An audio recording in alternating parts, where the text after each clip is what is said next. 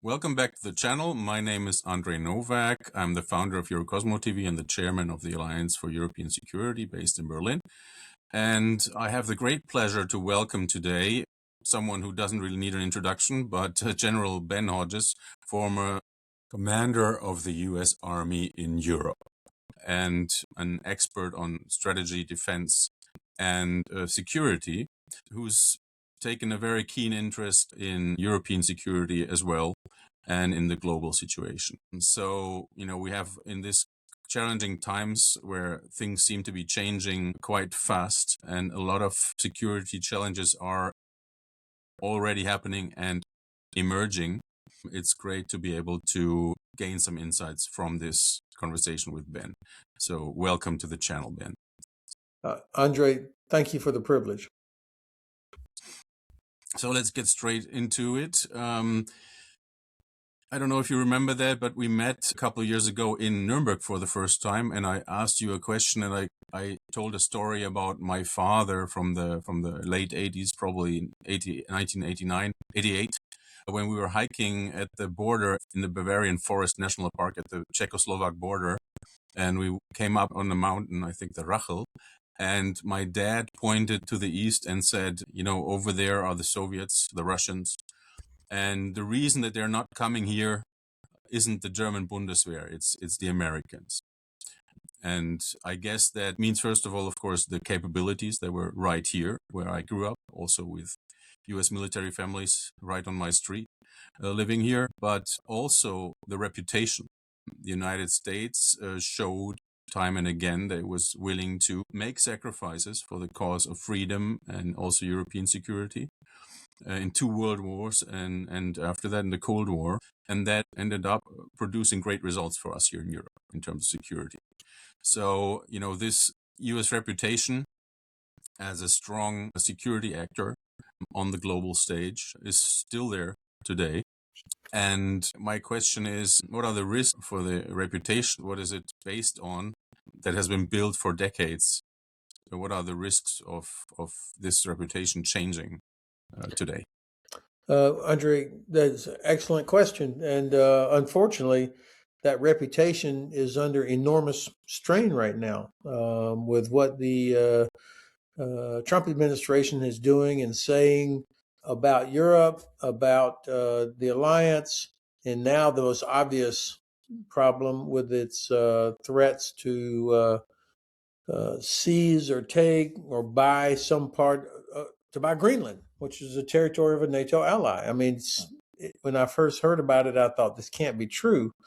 But this is the kind of thing that undermines trust. And you put your finger on a very important thing here, that the reason the Soviets never attacked NATO, and now the Russians, that they have not attacked NATO, is because they have always respected the cohesion of the alliance. Even though the alliance has never been perfect, we've always had issues. During the Vietnam era, the United States Army was not exactly what it became in the 80s and 90s. But I can also remember that the German Bundeswehr in the Cold War, I was a lieutenant in northern West Germany, and the Bundeswehr was the best army in Europe. It was huge. It was very good. It had more modern equipment than we did, and they were well trained.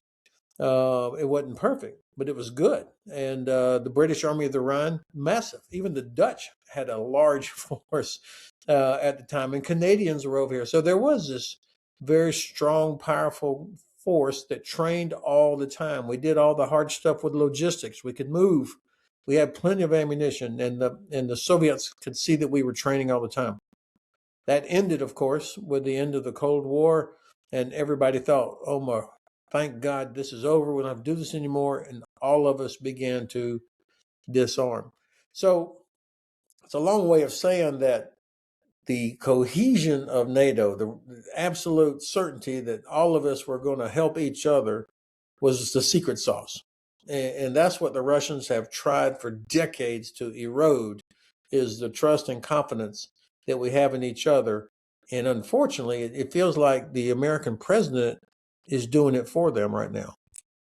About that, let me stress that I, for one, have high regard for the US military. and respect and also gratitude for all they did for Europe and for the security and including my personal security all these years. And I do distinguish between the Trump administration and the US military. They're not one and the same to me. And I think that's an important distinction, especially today. And, a lot of people around the world have a lot of beef with the US military and the US government in general, also historically in the past decades and so on. But for me, it's still the case that the US military is innocent until proven guilty. And I haven't seen anything really on the ground, especially here in Europe, that would worry me. On the contrary, so still a factor helping Ukraine and helping European security, even though less so than I would hope for and wish for, and that I was used to. That's of course true, and that is at risk with this stance and discussions about Greenland, obviously. But speaking about reputation, let's turn to Europe. Like I said before, and as you confirmed in a way, even though you said that Europeans were very capable in the Cold War, definitely. If we cannot rely on the Americans to provide European security or provide the lion's share of it anymore, don't we Europeans have to build our own reputation in this world that's shaping up to be, Midas right, dog eat dog? I did a master's degree in Russian studies in the early 2000s, and there we had a seminar called Comparative Mafia, learning about mafia in order to understand Russia better. And it seems to me, and it is very important for a mafia organization, I'm sorry to say that, to have a reputation to be able to hurt you, basically. Yeah. And I'm afraid that in this world that's shaping up, Europe needs to have a reputation that you'll be sorry if you attack us. We cannot afford this reluctance to use force that we have learned in our life up to now. What do you think about that? So, I think that the Europeans have benefited from American support for sure. There's no doubt about it. But I would also say, unlike how the Trump administration and other detractors have claimed, this has not been a one-way street. The access that our allies give us with bases all over Germany, UK, Spain, Italy, Greece, Turkey, Poland, access that we have, intelligence sharing agreements that help us. Much of the intelligence that we use does not come from American satellites. It comes from cooperation with the BND or MI6 or all these other organizations. And so we have benefited from this as well. Europe is our biggest trading partner as a bloc. And so it's in the interest of the United States that it be stable and secure. Of course, European countries should be doing more. It's awful that given the wealth that is in Europe, that your own soldiers have not been properly trained, equipped, don't have the best equipment to give them the best chance to survive and accomplish their tasks. But this is all fixable if there is the political will to do it. And I do feel this changing here in Germany. Long ways to go, but I don't hear people complaining about why are we growing the Bundeswehr. The debate now is more about how do we get the 80,000 more troops that you need. Is it going to be Wehrpflicht or through recruiting? So that's a different argument. And when you have political leaders using words like Kriegstüchtig or Einsatzbereitschaft, that's important. That represents a shift in the thinking, which is going to be the key. It's not just about buying new kit. In fact, it's better if you've got quality leaders at every level, and if you've got well-trained organizations, even with older equipment, that will be better than a unit that's completely outfitted with new stuff, but is not trained in discipline. So I like the direction, just not the pace of change in Germany and across much of Europe. But what we're really talking about here is preventing war. This is not about provoking. This is about preventing. And so we know from history that the best way to prevent war is to make it very clear that you are prepared for it. and for that to be very visible. That's what deterrence is all about. That's why in the Cold War, these huge exercises, Reforger, we were willing, the Soviets could see that we were willing to spend enormous amounts of money, that's all of us, to do, to practice bringing thousands of troops over. We had equipment stored. But that was a bargain compared to what it would have cost if the Soviets had thought they could get away with attacking NATO. Today, Germany obviously plays a critical role because of where it sits on the map, as well as its reputation in Europe, its size and wealth and capabilities, the potential compared to everybody else. So Germany has to play a critical role. Bremerhaven is obviously will continue to be an extremely important seaport for stuff coming in from the United States and perhaps from UK. So the emphasis on improving infrastructure is also important. Back when your father took you to that mountain and pointed to across the inter-German border, pointed towards the Soviet threat, we were able to move all over West Germany. Every little bridge had this yellow sign that gave the weight classification. So every soldier knew if a bridge in front of them would be able to hold the weight of their Abrams or their Leopard or whatever. That's not the case, certainly in Eastern Germany, and thousands of bridges in Western Germany no longer are fit for that purpose. So investment in infrastructure is important for deterrence as much as it is for economy. Yeah, I remember actually from my childhood the columns going to the exercises east of here, and they were huge. They were going through here with tanks and everything for an hour, and with helicopter squadrons passing overhead and so on. And yeah, I haven't seen this since the end of the Cold War, really. But capabilities are being built and it's improving, but I agree totally with you on the pace. We need to pick up that pace and take this more seriously and do much more.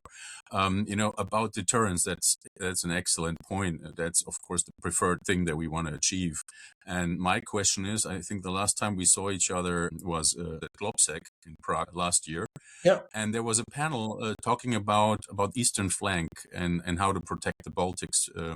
And if I remember correctly, it was said that it would take about 2 to 3 weeks to get forces, including a big share of U.S. forces from wherever they're located in Europe and elsewhere, over into that region. And to me, that seems to be a very long time to be effective for deterring. And that's why I think we need forward deployment. And we actually have a terrible case if Russian soldiers take even a little bit of Estonia or Latvia or Lithuania. Yeah. And to prevent that, I think we need what I call a new limes, actually border fortification, to be there, and that should be manned with multinational European forces. Do you agree that that would create a better deterrent and that would make sense to strengthen this deterrent and security right at the border? I do remember that panel. It was hosted by, I think, a Latvian organization, if I recall correctly, at Globsec. So deterrence is in the mind of the potential attacker. So the Russians have to believe that if they attacked, they would fail, or it would be so costly as to be not worth it. And that means they have to see real capability. They have to see not just stuff or equipment and people, but they also have to see that the ammunition is there, the fuel is there, the maintenance is there, all of that stuff is there. They have to see that. And of course, they see that when there are exercises, when you're training and practicing all of these movements. Now, I am not against fortifications. The Estonians have embarked on this. The Poles are doing this. I think you're seeing different aspects of this along the so-called Eastern Flank. The key for me is that these obstacles, whatever their mines, wire, all these things, that they are part of a overall defensive plan, not just stringing along the border. Because, I mean, even a lieutenant or a sergeant knows that if an obstacle is not covered by fire, it's going to be breached, and then what? So I can see these things being part of a defense, but not by themselves. Now, the 2 weeks thing, I said 2 weeks as my assessment of how long it would take for German or American or British forces to arrive up in Lithuania if the Russians attacked from a cold start. If we had no warning or we didn't believe the warning, it would be at least 2 weeks before ground forces could arrive from wherever they're based down in Poland and in Germany. I'm pretty sure that the Poles are not likely to counterattack up into Lithuania because they believe that if Lithuania is attacked, that they're going to be attacked. And so whatever is inside Lithuania, for example, or Latvia or Estonia, what's there at the start is going to be there. So you've got the German Brigade Litauen, which is growing. That's there. You have an American battalion there. You have Canadians in Latvia and Spanish and Swedes. You've got Brits up in Estonia. So there are Estonia. multinational forces up there. But the additional, I think it'll take 2 weeks. If, and the caveat or the premise of my assessment was that we got caught by surprise because there's not enough. You don't get access to rail immediately. I mean, in peacetime conditions, you're competing with all the different companies that also use Deutsche Bahn, for example. So, or DB Cargo. So these are the things that you have to think about. Now, obviously, if you have better early warning and indicators, and if you're willing to make decisions to start movement, to prioritize rail for military, to begin pulling ammunition out, then that time of response is dramatically reduced. The key is the Russians have to believe that we could get there as fast or faster than them and would be prepared for them. That's the key. I'm not against putting a lot of people up on the border, but even during the Cold War, we didn't do that. Of course, you had the German Bundesgrenzschutz, but you had cavalry units that covered the border, and all the big combat power was actually further back so that it could respond.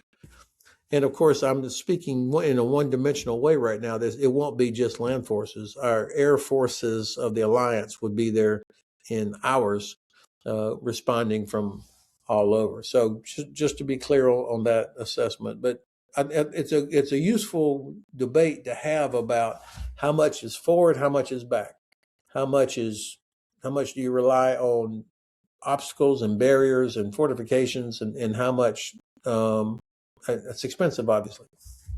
And with this, it's a wrap for part 1 of the video with General Ben Hodges. If you appreciate the video, don't forget to like the video and subscribe to our channel to be sure not to miss out on part 2 of the interview and the other great content on the channel. You can also find information on how to support the work on this channel in the description to this video. Thanks for watching.